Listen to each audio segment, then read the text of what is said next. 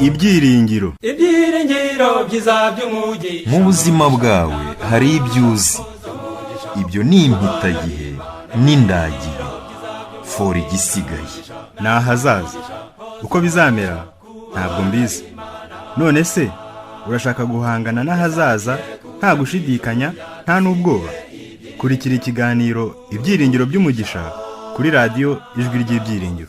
Dutegereje ibyiringiro by'umugisha, ari byo kuzaboneka k'ubwiza bwa Yesu Kristo, ari we Mana yacu ikomeye n'umukiza. Abazutse tuzamugire rimwe, kurira bizaba bishize. Ibyiringiro by'umugisha. Nshuti mukundwa wo ukurikira radiyo Ijwi ry'Ibyiringiro FM 106.4 ndagusuhuje. Ubuntu n'amahoro biva ku Mana Data wa twese no ku Mwami wanjye Yesu Kristo bibane nawe. Nguhaye ikaze mu kiganiro Ibyiringiro by'umugisha. Birashoboka ko ujya wumva bavuga ko hari abaganga b'inzobere mu kubaga imitima bazaza mu Rwanda. Bityo hagatangwa amatangazo asaba abantu bose bafite ubwo burwayi kuzaza kubonana nabo kugira ngo bibagishe maze bongere kumererwa neza. Amatangazo nk'aya nigeze kujya nyumva avugwa ku bitaro byitiriwe Umwami Faisal, ndetse nigeze no kujyayo igihe kimwe gusura umurwayi wari wabazwe n'inzobere zari zaturutse muri Leta Zunze Ubumwe za Amerika muri gahunda nk'izo ngizo. Mu kiganiro cy'uyu munsi tugiye kuvuga ku buvuzi bw'imitima. Tugiye kureba uburyo umuhanuzi Ezekiyeli yigeze nawe gusabwa gutanga itangazo rimenyesha Abisiraheli ko Imana ifite gahunda yo kuvura imitima. Bityo abashaka bose bararikirwa kwitabira iyo gahunda ya muganga w'inzobere kurusha izindi wo mu ijuru. Tugiye kureba uburyo yavuraga, ndetse tunarebe niba yarabagaga nk'ibi tumenyereye. Iki kiganiro gishingiye ku gitabo cy'umuhanuzi Ezekiyeli mu gice cya 11 umurongo wa 17 kugeza 21 n'icya 15, ndetse n'igice cya 36 umurongo wa 16 kugeza 38. Kuri mikoro uri kumwe na Eric Ruhangara. Ndagusaba ngo mbere yuko dukomeza mu kiganiro cyacu, aho uri hose unyemerere twifatanye mu isengesho. Uri Imana ishobora byose, Imana imenya byose, Imana ibera hose igihe kimwe. Data wa twese uri mu ijuru, izina ryawe ryubahwe. Tugushimiye uburyo utwitaho ukaturinda, kandi no kuba tukiriho ni wowe tubikesha. Turagushimira kandi ko ku gihe gikwiriye utwoherereza ubutumwa bunyuze mu ijambo ryawe bugenewe kuduhugura. N'uyu mwanya wemeye ko mpura n'umuntu wese unkurikiye ngo mubwire uburyo uvura imitima ndetse ukayihindura mishya. Dufashe ngo dusobanukirwe n'icyo ushaka kuvuga uyu munsi, tubisabye mu izina rya Yesu, amen.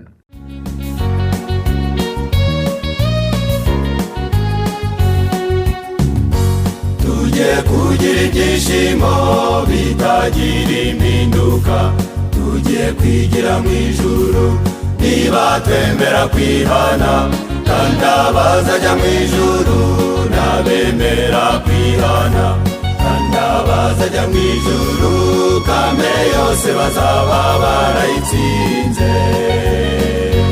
Haranira kugerayo, wicika intege mu Kristo, komeza umeze iyo kanzu uyikuremo ibizinga, kandi ntukagire ubwoba kuko urahagarikiwe. Humura, Kristo yagukoye amaraso y'igiciro cyinshi.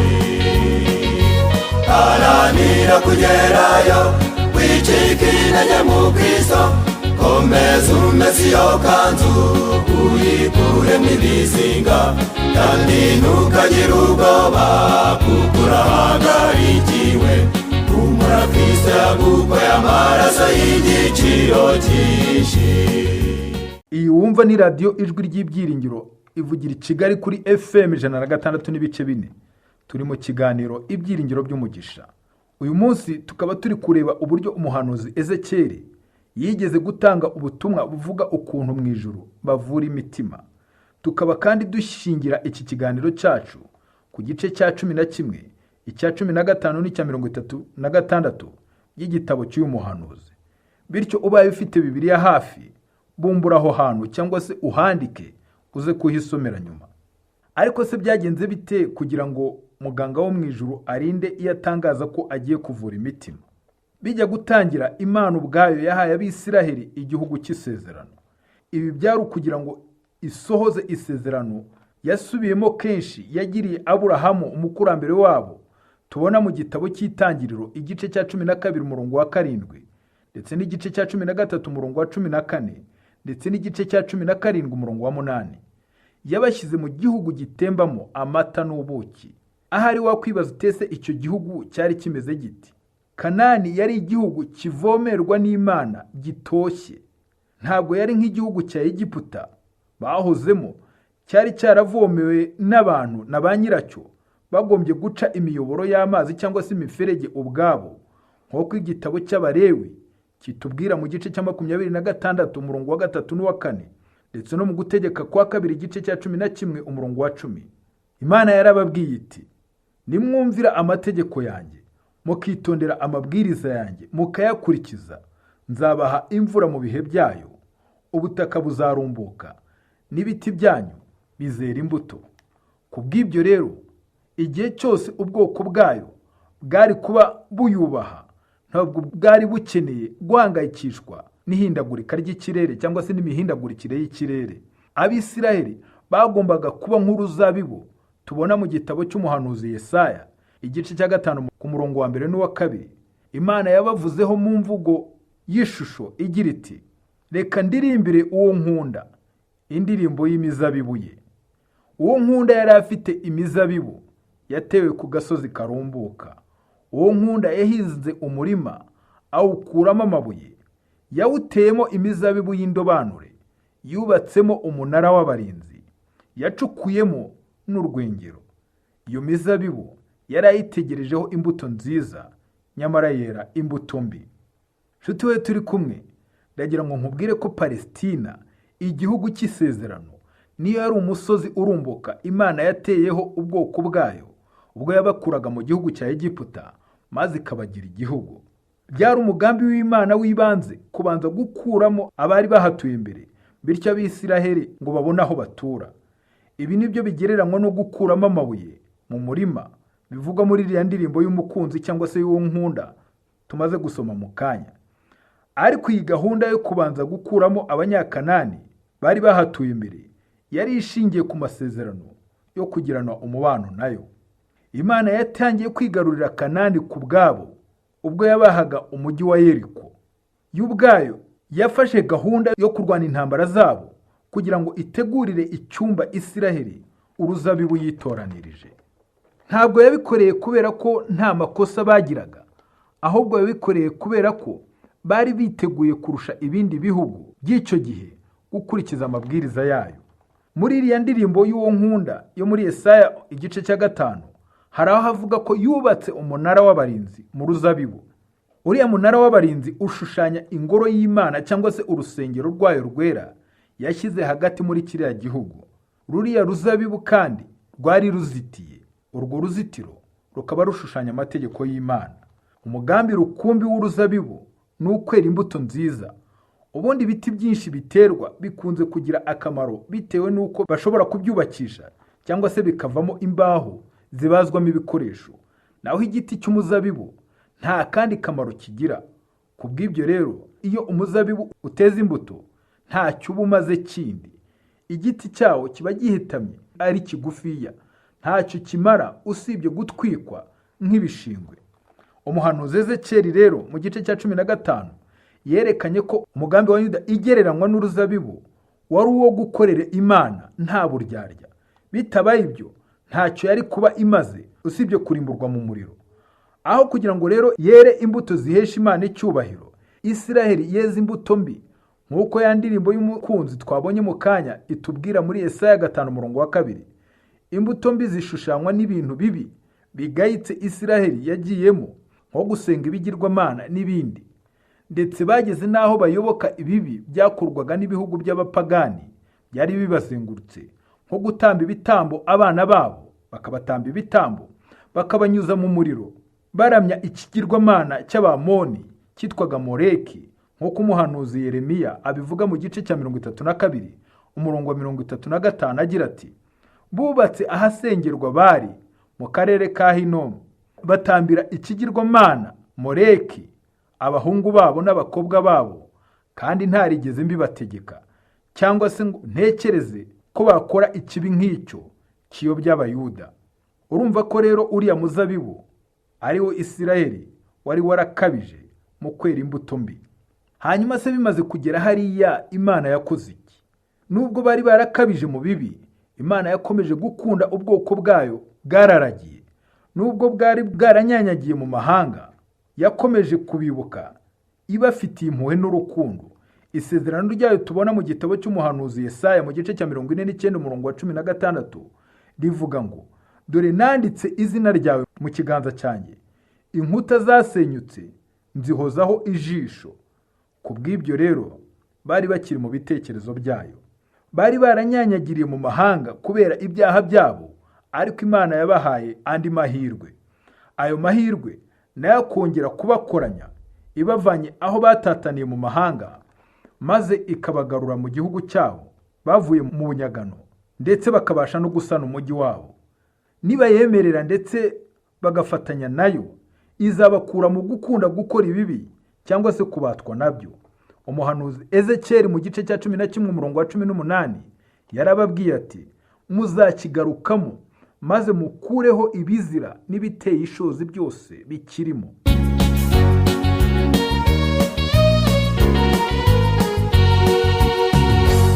uwo munsi w'ibyishimo ndawureba hano hafi, ubw'ubuhanuzi bwose ntacyo bwavuze bubeshya.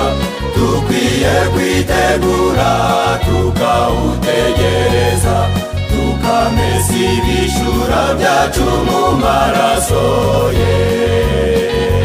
Haranira kugerayo, wicika intege mu Kristo, komeza umese iyo kanzu uyikuremo ibizinga, kandi ntukagire ubwoba kuko urahagarikiwe. Kumbura Kristo kuko y'amaraso y'igiciro cyinshi. Haranira kugerayo, wicika intege mu Kristo, komeza umese iyo kanzu uyikuremo ibizinga, kandi ntukagire ubwoba kuko urahagarikiwe. Kumbura Kristo kuko y'amaraso y'igiciro cyinshi. Hanyuma se ikindi Imana yagombaga kubakorera ni iki nyuma y'uko Isiraheli yari kuba iyigarukiye? Imana yabijeje ikintu gikomeye cyane tugiye kwibandaho cyane, ari nacyo gishingiyeho iki kiganiro cyacu cy'uyu munsi. Burya abantu benshi dukunda cyangwa se dushimishwa no guhabwa impano, ariko burya impano nziza zose siko zakirwa cyangwa se zishimirwa cyangwa se zikoreshwa icyo zatangiwe. Tuzi kenshi ko burya urwandiko ari impano, ariko burya inzandiko zose siko zishimirwa. Mu myaka yashize abantu bataratangira gukoresha telefone cyane n'irindi koranabuhanga nk'uko bimeze muri iki gihe cyacu, umukobwa umwe yigeze kwakira urwandiko ruvuye ku musore. Nuko kubera ko uyu musore bari baragiranye ikibazo, urukundo rwabo rukazamo agatotsi, akaba ndetse yari yaranamurakariye, umukobwa yaramurakariye, umukobwa yahise afata icyemezo ati, sinshobora no gusoma urwandiko rwe.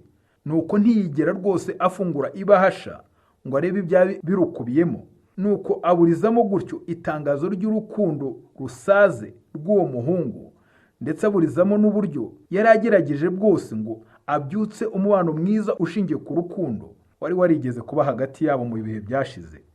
Nguko rero uko Imana yashatse kubyutsa umubano mwiza wa gicuti wari warigeze kuba hagati yayo na Isiraheli, ikaba iwuvugaho mu gitabo cy'umuhanuzi Yeremiya mu gice cya 2 umurongo wa 2 n'uwa 3 igira iti, ndibuka uko wankundaga ukiri muto, ndibuka uko wankundaga ukiri umugeni, ndibuka uko wankurikiye mu butayu, wankurikiye mu gihugu kitagira ikikimeramo.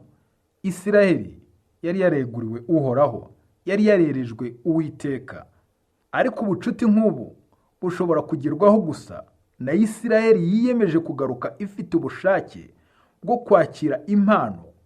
Iyo mpano akaba ari umutima mushya. Nicyo kintu Imana yagombaga kubaha.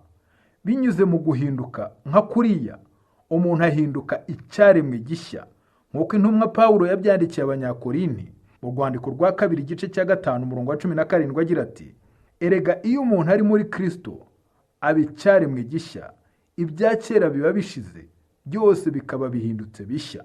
Isezerano Imana yatangarije ku mugaragaro Isirayeli tubona mu gitabo cya Ezekiyeli igice cya 36 umurongo wa 26 na 27 riragira riti: nzabaha umutima mushya, mbashyiremo n'ibitekerezo bishya. Nzabakuramo umutima ukomeye nk'ibuye, mbashyiremo umutima uboneye. Nzabashyiramo umwuka wanjye, ntume mukurikiza amateka yanjye kandi mwitondera amategeko yanjye. Umutima w'ibuye uvugwa aha ngaha ushatse kuvuga kugira imibereho itacyumva ibya mwuka ndetse n'imico itagira icyo yitaho. Imyitwarire nk'iyi Imana yashakaga kuyikuraho maze ikayisimbuza ibabashisha kwishimira kuyiyobokana umutima mwiza, nk'uko yabivuze mu gitabo cyo Gutegeka kwa 2 igice cya 28 umurongo wa 47.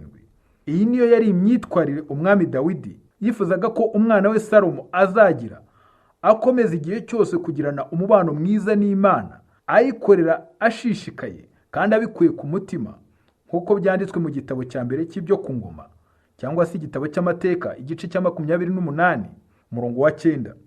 Muri iki gihe cyacu hari abantu bagiye babagwa imitima cyangwa se bakayivurwa. Bishoboke yuko nawe byaba byaragukoreweho. Ariko no muri iki gihe ubuvuzi bwateye imbere ku buryo abantu babagwa imitima. Nta muntu ubagwa umutima atabihisemo cyangwa se atemera ko bimukorerwaho.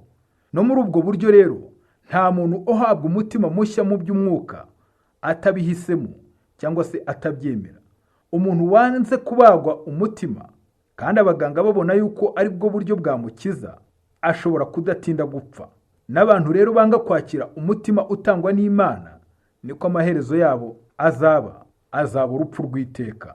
Abisiraheli ba kera bari baranze kwakira umutima nk'uyu nguyu, umutima mushya. Bari barihitiyemo kwigumanira imitima yabo yibuye. Ibi byatumye bagirana ibibazo n'Imana. Amaherezo uku kwigomeka kwarangiye guteje amakuba mu bya mwuka, ndetse abantu ku giti cyabo n'igihugu muri rusange barahirima n'igihugu kirahirima. Ibi byaganishije ubwami bw'amajyaruguru ari bwo Isiraheli mu bunyagano mu gihugu cy'Abashuri.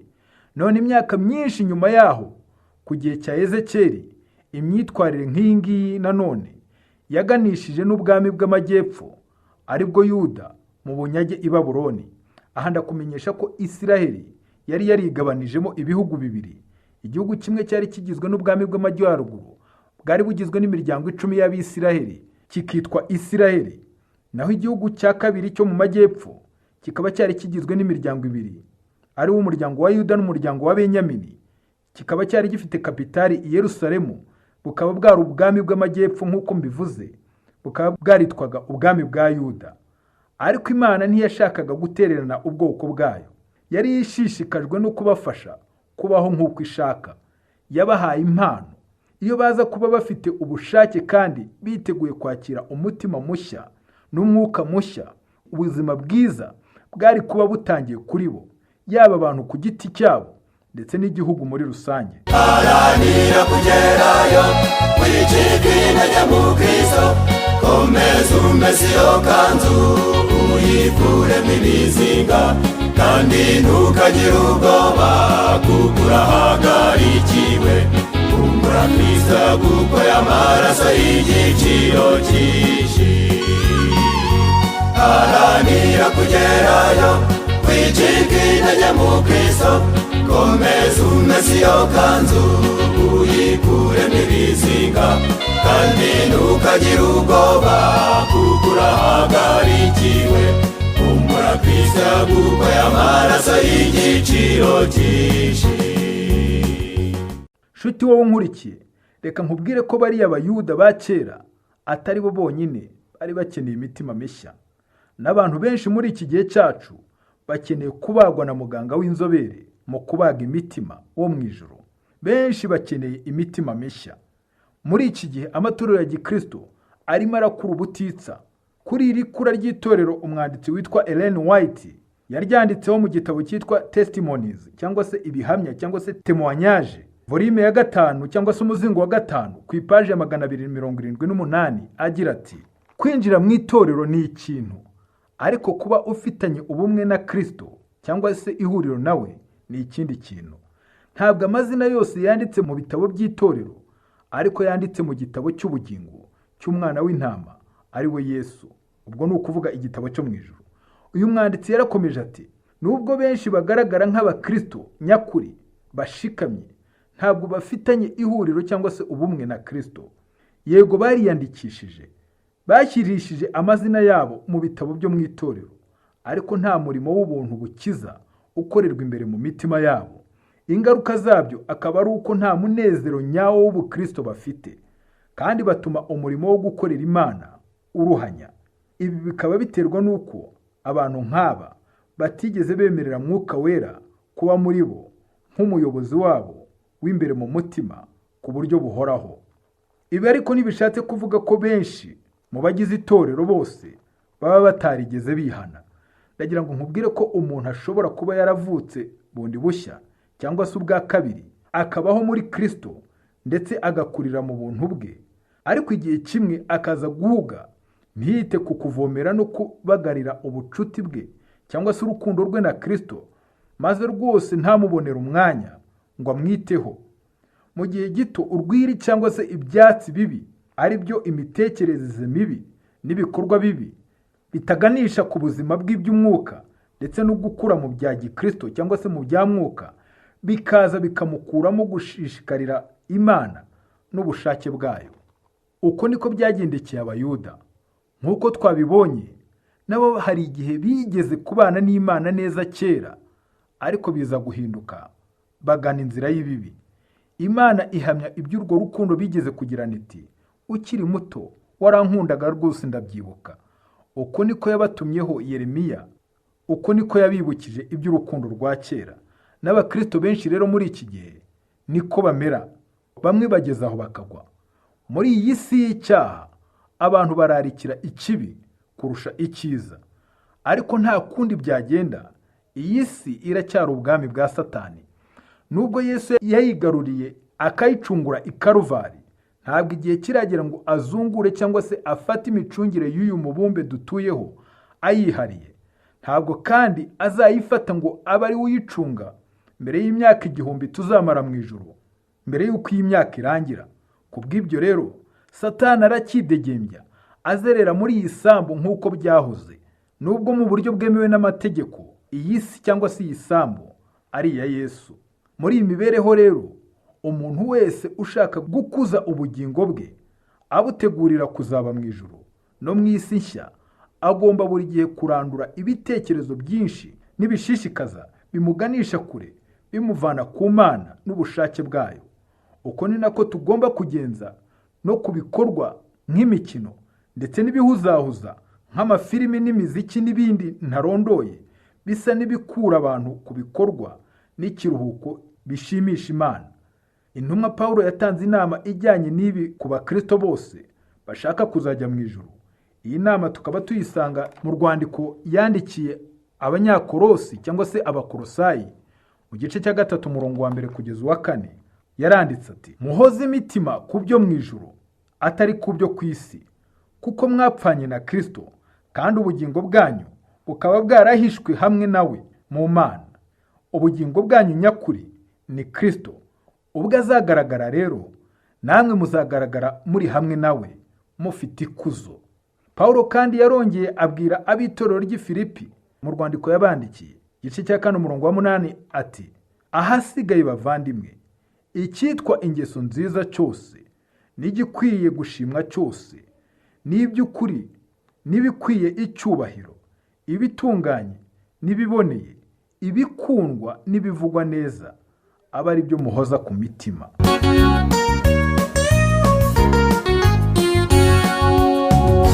Nitugera mu ijuru tugeze muri iyo gakondo, umubyeyi wacu Yesu azaduha ibyo yateguye, kandi bitera ibyishimo kuko tuzajya ku giti.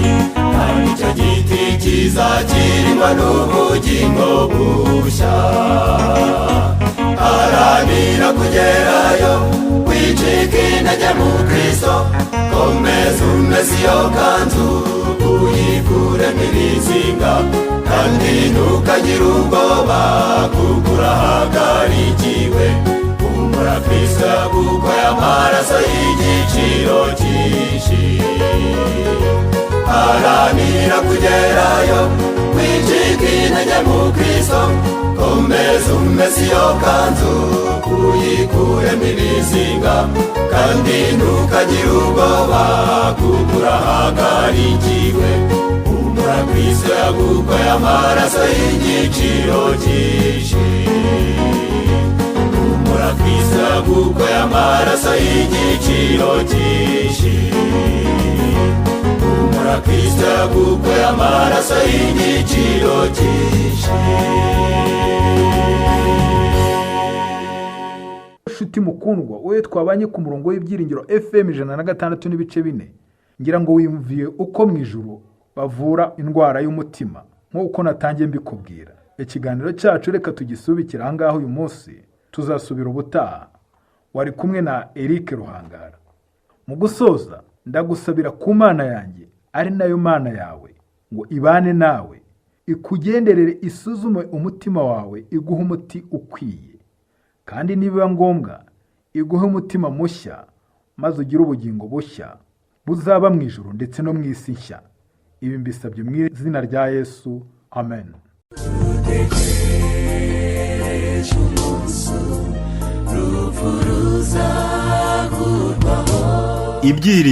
Ibyiringiro byiza by'umugisha. mu buzima bwawe hari ibyo uzi. Ibyo ni impitagihe n'indagihe, fora igisigaye. ni ahazaza. Uko bizamera ntabwo mbizi. None se urashaka guhangana n'ahazaza nta gushidikanya nta n'ubwoba? Kurikira ikiganiro Ibyiringiro by'umugisha kuri radiyo Ijwi ry'Ibyiringiro. dutegereje ibyiringiro by'umugisha, ari byo kuzaboneka k'ubwiza bwa Yesu Kristo, ari we Mana yacu ikomeye n'umukiza. Bazutse tuzamugire rimwe, kurira bizaba bishize. Ibyiringiro by'umugisha.